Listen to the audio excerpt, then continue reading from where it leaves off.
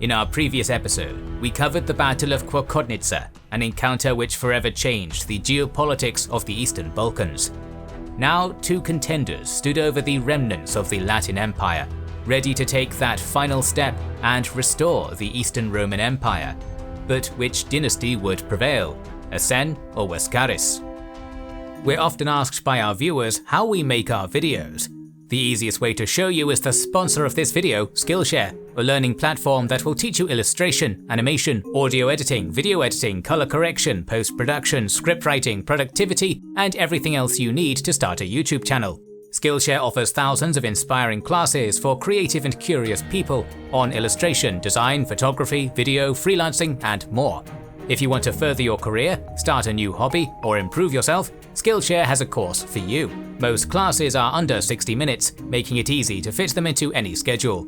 All that is curated for learning, which means that there are no ads and no premium classes. Everything is geared towards helping you learn and improve yourself. The Kings and Generals team has been using Skillshare for years now. If you want to make videos like ours, Jake Bartlett's course called Animating with Ease in Adobe After Effects is the perfect place to start, while Brooke Glazer's Productivity for Artists, Organizing Yourself for Success, is awesome if you want to be more productive. So, what are you waiting for? Join us and millions of others in learning and improving. The special summer offer is here. The first 1,000 of our subscribers to click the link in the description will get a 1-month free trial of Skillshare to start exploring their creativity today. In 1230, after just one decisive encounter, the lands of the Second Bulgarian Tsardom stretched from Thessaly to Belgrade and from Dyrrhachium to Adrianople. The Serbian king, Stefan Radoslav, who supported the now captured ruler of Epirus, Theodore Doukas, became the next target, and after a successful raiding campaign, he was replaced by his brother, Stefan Władysław, in 1234. The latter was positively predisposed towards Ivan Asen II, and even married his daughter, and the two Orthodox nations formed a bulwark against Hungarian expansion and Cumans, who recently broke off. With that front secure, the Tsar now looked to Nicaea for an alliance against the Latin Empire. He was concerned with accomplishing his dream of restoring the empire, as evident from the coins he minted, showing him with the symbols of imperial power. The regent, John of Brienne, wasn't idle, as he brought in 500 fresh knights and 5,000 infantry with the help of Venice to Constantinople, and prepared to make his last stand. However, the reluctance to attack in either direction didn't suit the French knights, and most of them abandoned his cause. But it was in this very critical moment that Geoffrey II succeeded his father as Prince of Morea and pledged his full support to the Latin Empire, sending John 30,000 gold coins annually. The stage was set, and in the summer of 1235, Ivan Asen II of Bulgaria and John III Vatatzits of Nicaea laid siege to Constantinople, which was defended by John of Brienne, a small garrison, and 160 knights. Venice immediately responded to the call to aid, as the Pope was urging Christendom to protect the Queen of Cities and shift their focus from the Holy Land to the Latin Empire, and 25 galleys reinforced the city. The wall was attacked from multiple sides, but the energetic regent managed to repulse the attackers each time, before charging at the enemy camp with a small band of heavy knights, inflicting heavy casualties on the besiegers. Some chroniclers even described his valor and skills to equal that of Hector of Troy. The Nicaean fleet, which had 100 galleys, attempted to penetrate the Golden Horn, but it took heavy losses against the Venetians, and the siege was broken. On the 16th of December, the two forces regrouped and laid siege to the city once more, after the Venetians had sailed back home. This siege lasted well into the spring of 1236, until a massive fleet came to the aid of Constantinople, composed of the fleets of Venice, Genoa, Pisa, and Morea. Geoffrey II alone brought 100 knights, 300 crossbowmen, and 500 archers, and together they lifted the blockade. After their defeat, The Nicaeans and Bulgarians signed a 2-year truce with the Latin Empire. But the failure had a profound effect on Evanescen II, who once again radically changed his stance. After John of Brienne died in 1237, and the throne passed to 20-year-old Baldwin II, the Tsar hoped he would become regent, so he broke off his alliance with Nicaea, allied with the Latins, and started a correspondence with the Pope in an effort to reconvert back to Catholicism. These actions might have been taken under the pressure of a new crusade which was being organized as Baldwin II toured France, selling precious artifacts in his attempt to gather a large army to recover the lost lands. The Tsar continued to call himself Emperor of Bulgarians and Greeks and wanted to take Constantinople, but his policy changed as he continued to fund massive building projects which would transform the capital of Tornovo into the Third Rome. The massive Tsarevets royal citadel, which was situated on a hill and surrounded by a river, was expanded and became a spiritual center after the Tsar brought dozens of precious relics and built a patriarchal church. The two palaces were built to symbolize the relation between the spiritual and the secular authority, a symbolism derived directly from Byzantine culture. He minted gold coins in Ohrid bearing his image and traded extensively with Regisan merchants, leading to a reign of stability and prosperity, while he deliberated on how to further expand his influence. While the various contenders were fighting for Constantinople, a dark cloud, which travelled all the way from Karakorum, was ready to consume them all. The Mongols had reached the Kievan Rus, inflicting destruction on a massive scale. Cumans fled in their wake, and this giant host of nomadic people, which played a key role in the establishment of the Bulgarian Empire, now wreaked havoc in Thrace and Macedonia, and there was nothing Evanescen II could do to stop them. So instead, he hired some of them to assist his army in the joint siege of Soilum by the Bulgarians and Latins in 1237. It seemed that the uneasy alliance would lead to the complete conquest of Thrace by Bulgaria, while the Latins were hoping to regain land on the coast of the Propontis. But then news arrived that plague broke out in Tornovo, taking the lives of many, including the Patriarch and Evanescen's wife and son. The Tsar was overwhelmed with grief and took this as a divine sign that betraying the Nicaeans and fighting alongside the Latins was wrong, so he burned down his siege engines and abandoned the siege. The relations with Nicaea were restored without any hostilities towards the Latins, as the Bulgarian state took an ambivalent stance towards the regional conflicts and prepared for the impending Mongol invasion. Now a widower, Evanescen II married Irene, the daughter of Theodore Ducas, who was a guest since the Battle of Kwokotnitsa, alongside her father, who was blinded after a failed attempt to stir a riot.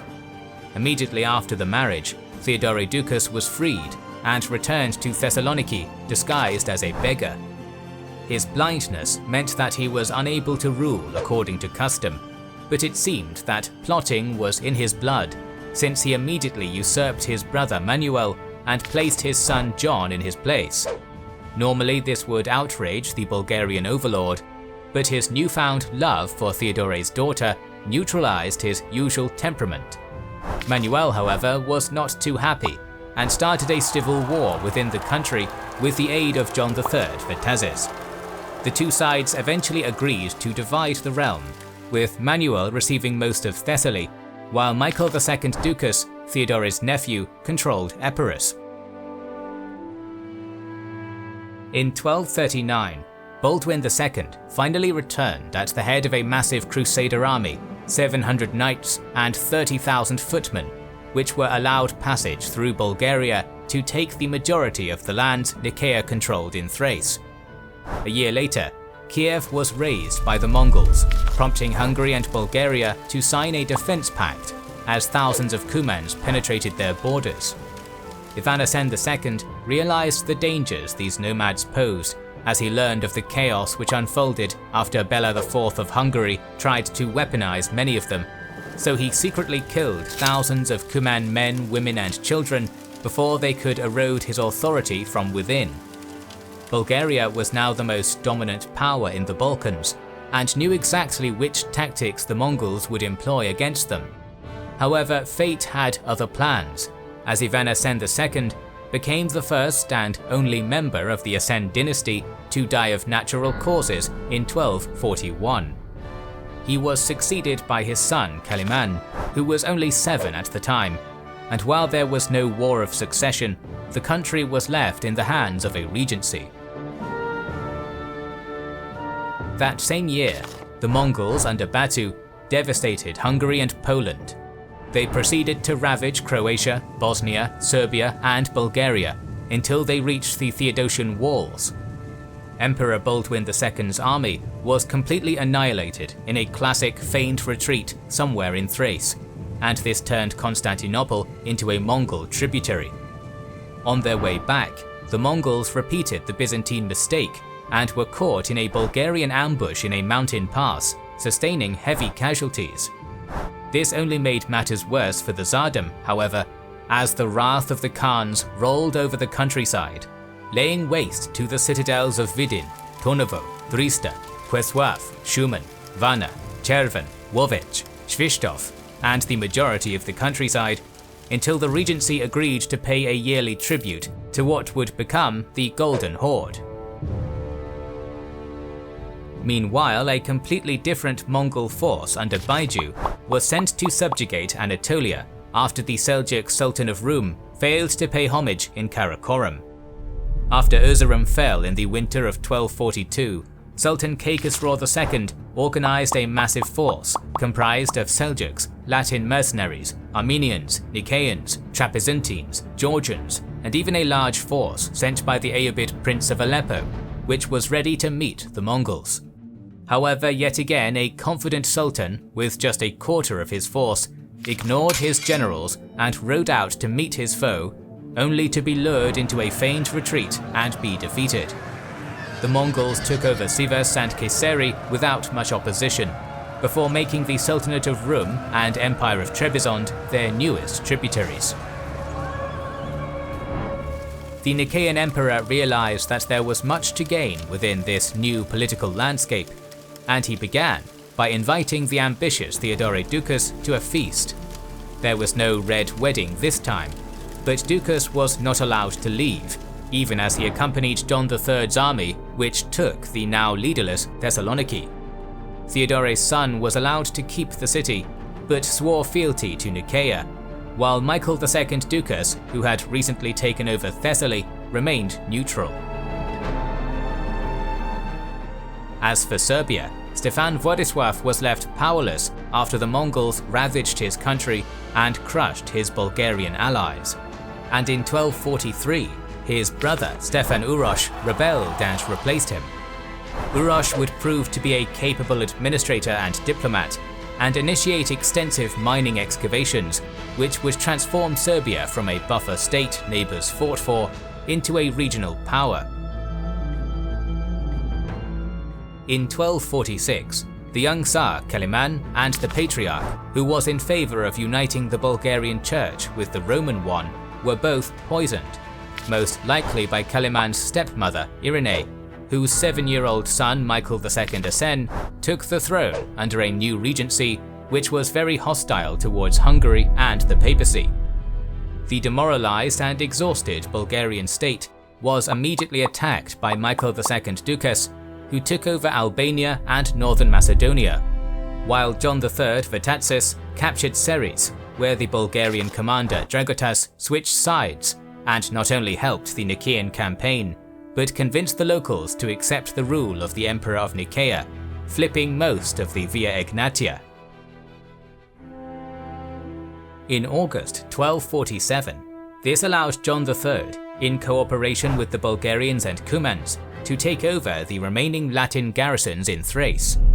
He was now breathing down the neck of Baldwin II, who once again toured Europe for reinforcements, even leaving his son as collateral in Venice as a promise to repay his debts. In the same period, William II of Morea finally completed the conquest of the Peloponnese by capturing Monemvasia and accompanied the French king on his doomed Seventh Crusade, during which a band of Genoans captured neutral Rhodes before they were expelled by the Nicaeans. In the spring of 1251, Theodoredukes hatched his final plot as he and his nephew, Michael II Ducas, launched a surprise attack on Thessaloniki. The city managed to resist the attack until John III crossed along with his army, forcing the Epirates to retreat. Nicaea took the initiative by taking several fortresses up to Castoria, and after a brief skirmish, 2 Epirate generals and the governor of Kruja switched sides, thus ending the war in a treaty which not only expanded Nicaea, but handed over the troublemaker Theodoredukes, who was imprisoned and killed shortly after. The successful campaign was the last one John III would ever undertake, as he died in 1254, leaving the throne and a powerful empire to be inherited by his son Theodoriwascaris II. The new emperor was very promising, and immediately gave his close companions high offices based on their merit and not their blood, which displeased a large portion of the nobility, and even elevated a hermit named Arsenius to the patriarchy. As soon as the news of the death of John III reached Tornovo, the Tsar organized a campaign and reclaimed much of Nicaean Thrace, but Theodoriwascaris II personally led a counterattack which broke the Bulgarian army, and Michael II was forced to sign an unfavorable peace, which made him seem weak in the eyes of his boyars. Soon after, he was murdered by his cousin on a hunt, who was himself assassinated by another cousin, until eventually a man named Constantine Tich ascended to the throne with boyar support in 1257. This new Tsar, descended from the Serbian royal family, was the first to ascend not by means of dynastic legitimacy but boyar election, and this would start an unbroken pattern until Bulgaria's disappearance in 1393, one which would decentralize the state and put it in the hands of various feudal lords. With Bulgaria vanquished, Theodoriwascaris II was now in a position of absolute power, so he demanded that Epirus cede Servia and Dyrrachium to complete his dominion over the Via Egnatia. Michael II Ducas was in no position to refuse, but the demand pushed him to a radical last-ditch effort to defeat Nicaea by allying with the Duchy of Morea and marrying his daughter to King Manfred of Sicily, who had just taken Dyrrachium. That coalition wasn't Theodoriwascaris' only problem, as he suffered from a disease, most likely a brain tumor, which got significantly worse in November 1257 and impacted his judgment. He believed that his madness was caused by the sorcery of his courtiers, especially Maria Palaiologos, so he had her thrown in a sack filled with cats, before he panicked that she may curse him again and released her. Fearing her brother's revenge, he imprisoned Michael Palaiologos, but then set him free. In 1258, Theodore even named his 8-year-old son John as sole heir under the guardianship of his best friend George, before retreating to a monastery where he died as a monk. Wanting to reduce the tension, George called an assembly of nobles planning to resign, but to his dismay, the group, led by Michael Palaiologos, encouraged him to keep his rank and swore oaths of loyalty to him and the young emperor. It was all part of a conspiracy. A few days after the death of Theodore II, a memorial service was held in his honor in a monastery, which served as his burial place. The entire court attended, with the army encamped on a nearby plain. As soon as George and his brothers arrived, the service began. The soldiers and Latin mercenaries wanted to see the young emperor, who went outside and raised his hand to quiet them, but the men mistook this as their signal and leapt into the middle of the procession, swords in hand, along with a large mob, which found George hiding under an altar. He was brutally murdered, while his estate was ransacked by the outraged populace. Everyone who was close to the previous emperor was brutally murdered, while the man who instigated the plot, Michael Palaiologos, proclaimed himself co-emperor alongside the young John IV.